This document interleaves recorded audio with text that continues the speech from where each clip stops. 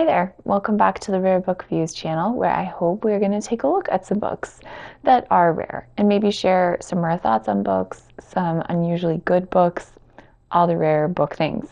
I today went to a book sale. It was a great book sale and I had a little bit of a family emergency, so I didn't get to stay. I didn't take any video and I didn't really prepare for it because it was sudden last minute plan and then last minute had to leave in a hurry. But it was a great sale while I was there. I bought a lot of books. I had a great time.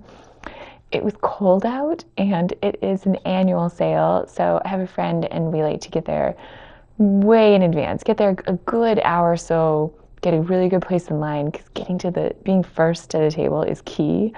And being around the dealers, the people who make their living at this, you want to try to get there before them. So we went really, she's more ambitious than I am, so we went really early. It was quite cold. We got to spend the time in the car wondering what's going to happen. And then, there were line shenanigans. There are generally, at these sales where it's an annual sale and there's a lot of books, there's generally some kind of confusion about the concept of a line. Whoever gets in line first goes in first. That's how lines normally work. But there's always some, and this one, the logistics were weird. The dealers were quite upset about there were extra steps, and this sale was very serious about do not leave boxes and bags unattended on the floor of the sale. And there was a man who's clearly, his whole job during the sale was to go around saying, who is this?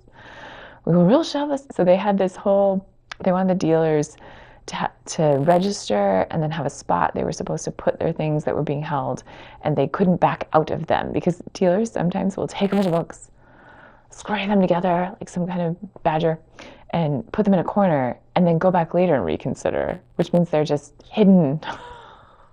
And the sale was not having it, so they had all these procedures in place. So in the line before we went in, there was a lot of grumbling about how the sale was doing it. I thought it was hilarious. There was multiple times retold a tale of the postal inspector raid. I've heard about it before, but this time I heard multiple people talking about it. This is a thing of lore that happened years ago. The bins that you can get from the post office if you have a lot of mail, that like you've held your mail for a long time maybe and you're trying to take it somewhere, or you're bringing in a lot of mail, the post office will give you this big white box that is reinforced, sort of plasticized or something, and super heavy duty. All of those types of things that you get from the post office say on them, for mail only. They say it on them. If you've ever ordered a book from someone, say on eBay, and it comes in a prepaid box that's been covered with some kind of butcher paper, it says on the materials it's only for use by certain circumstances. You're only supposed to use the flat rate boxes that come for free. You're only supposed to use them to ship flat rate. You're not supposed to be. Anyways, these boxes, the dealers like to use them in the book sales. And there was a sale years and years ago, maybe 10 years ago, where the postal inspector came and reclaimed them all. And they still talk about it. They can still work up some emotion about how dare they take back their property. So there was a lot of that going on in line. I found it hilarious. So I think we're at fourth or fifth in line, and our strategy was to double up. So we went into the specials area, and there were 2 different rooms. There was a lot of traffic copping at the sale, is what I'm saying. There were a lot of unposted rules about you must go into this room before you can go into this room, and it was a little chaotic, but I did find some good books. I found some good treasures. So I got this is cool. I love Richard Gorey. I love Edward Gorey. Richard Gorey's not a person. I love Edward Gorey. He illustrated the John Bellairs books, which I loved as a kid. I have really collected them. I think I'm missing 3. I should look again and see if there's any for sale. I really want to bargain. This is Dracula. Okay, Edward Gorey, God bless him, is just such a character. And he was a New York City resident, and he's a little bit infamous, I think. I read his biography, which is wonderful, and they talk about how he was pretty well known, and he was larger than life and physically a very large man. And he attended theater and he loved the ballet, and they did a stage play of Dracula where he made the sets, where they were illustrated in sort of, close mid far framing, and that he did all the sets and that it was amazing. And so one of the things that happened for that was he illustrated Dracula. This is the actual Bram Stoker, and then I marked a page with illustrations from Edward Gorey, which are really neat. So he did these sort of at the beginning of the chapter, and then throughout, black and white, very Edward Gorey-esque. And I have wanted a copy. So I got this one, and it was not in the specials room. It was $3. And it's worth more than that, but I can't figure out, actually, if anyone knows. This is not an edition that I've seen before. They often say this. There's several different publishers where the cover looks the same. And then the title page says the definitive edition.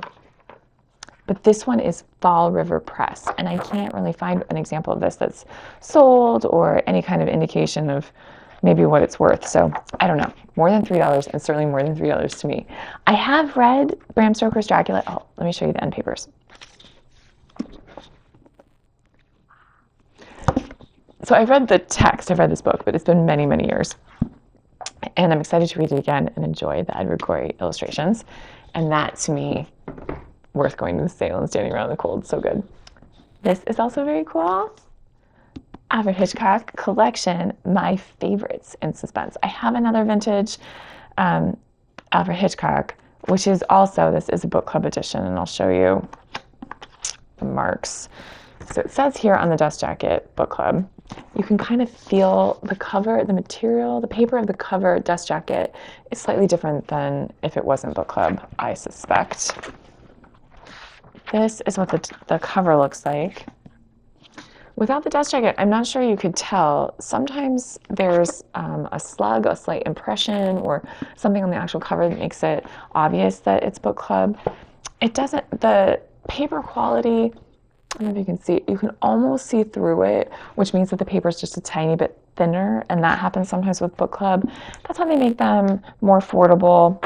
But this kind of vintage Alfred Hitchcock is very difficult to find, so I am fine with it.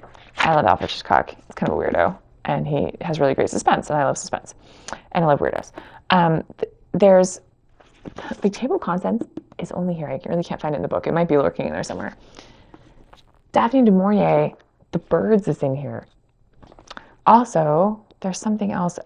H.G. Wells' The Inexperienced Ghost stood out to me, so I'm excited to have this. This was in the specials room, and it was a grand $4, which seemed very affordable to me. This is very neat. Little Men. This version of Louisa May Alcott's is just beautiful. These are one of the very early editions. There was a copy of this in the ones that I have.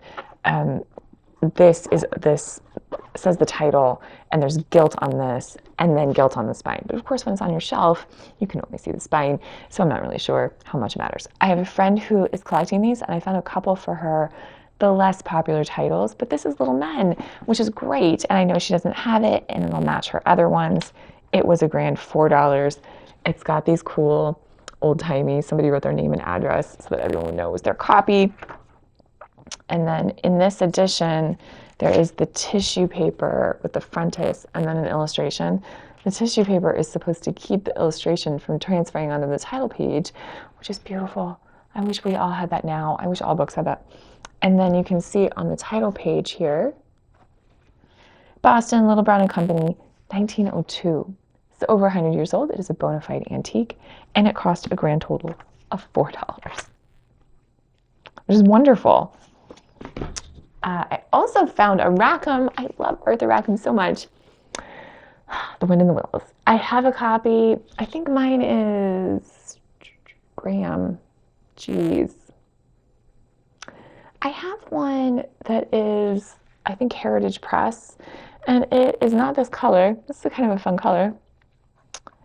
This one is a UK edition, and you can see here, it's got the old-timey price, £3.95.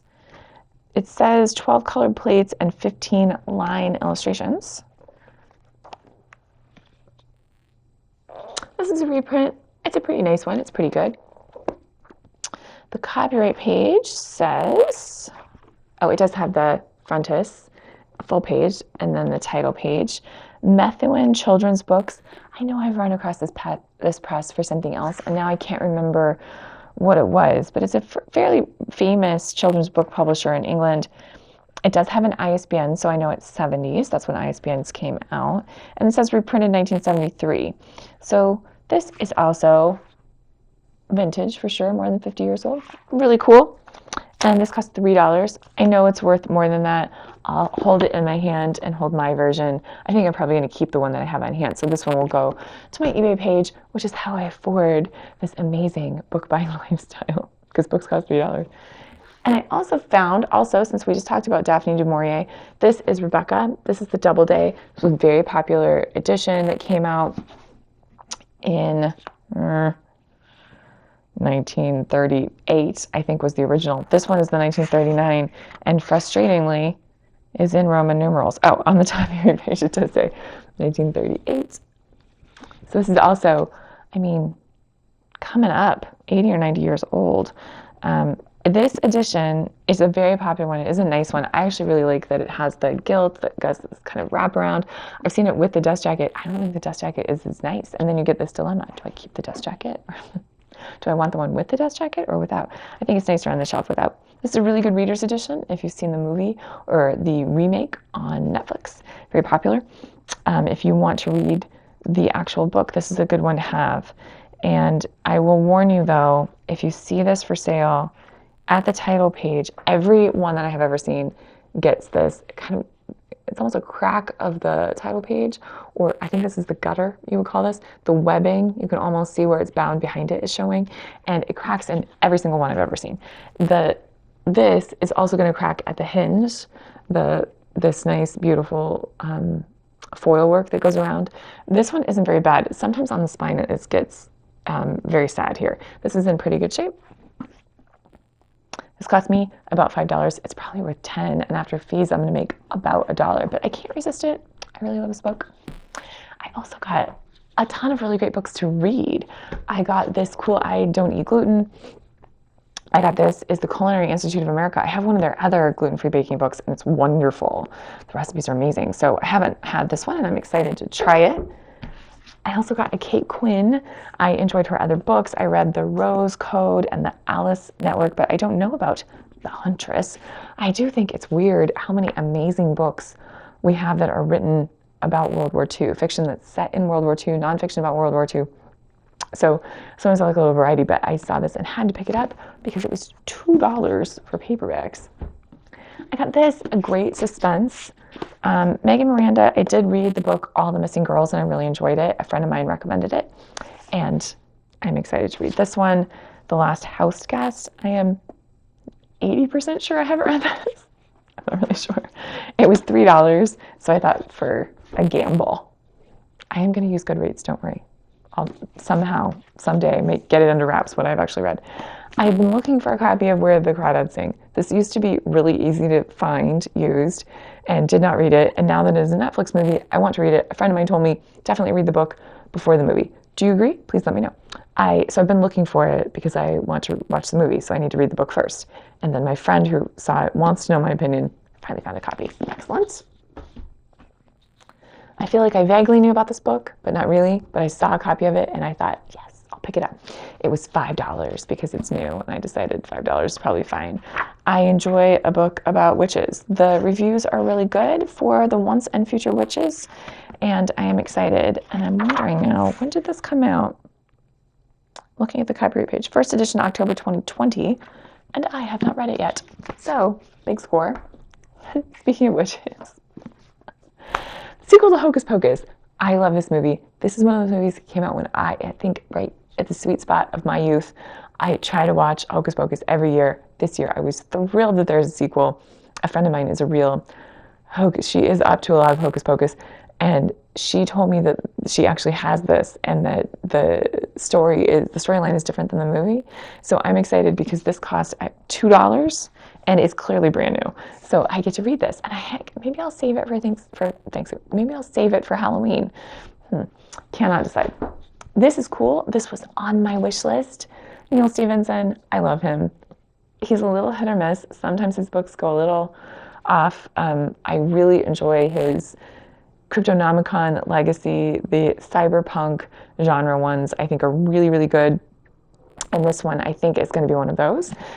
It is a first edition, which is one of my criteria for him. It's a stated first. His often look like this. They have the actual first edition in them. This is going to take up some room, and I don't have any. So this might have to be a one in, one out with Neal Stephenson. But this was $3, which I consider a huge bargain.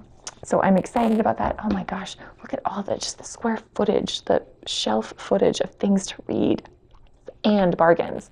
So I bought I got 5 sort of collectibles and 2, 4, 6 actual books to read, reader books, and then a bunch of classics. Some of them will get moved on to a new place. And I actually did also get a couple for the present shelf. There's a couple people that I saw books that I thought, oh, this will be great for their birthday, this will be great for the holidays. And I save those to the side. When I do send a box for people's birthdays or Christmas, I will make a video, because I always say in the shopping videos, and these I can't show you, they're for presents. Don't worry, eventually you'll see them. So even though I had to skate away early from the sale, I did have a great time. Really good people watching, really good books, lots of stuff to read. And I got to get reading because I don't have a lot of shelf space to put these on the to be read shelf. So I got to get on it. Thank you so much for watching. I really appreciate everybody who has dropped me a line and let me know that they enjoy the channel. So many people have subscribed. It's so flattering. It's such a fun part of my week to see the comments from people. So thank you. Thank you for being positive for goodwill on the internet. Drop me a line if you're interested. Let me know what you're collecting. Thank you for watching, and happy reading.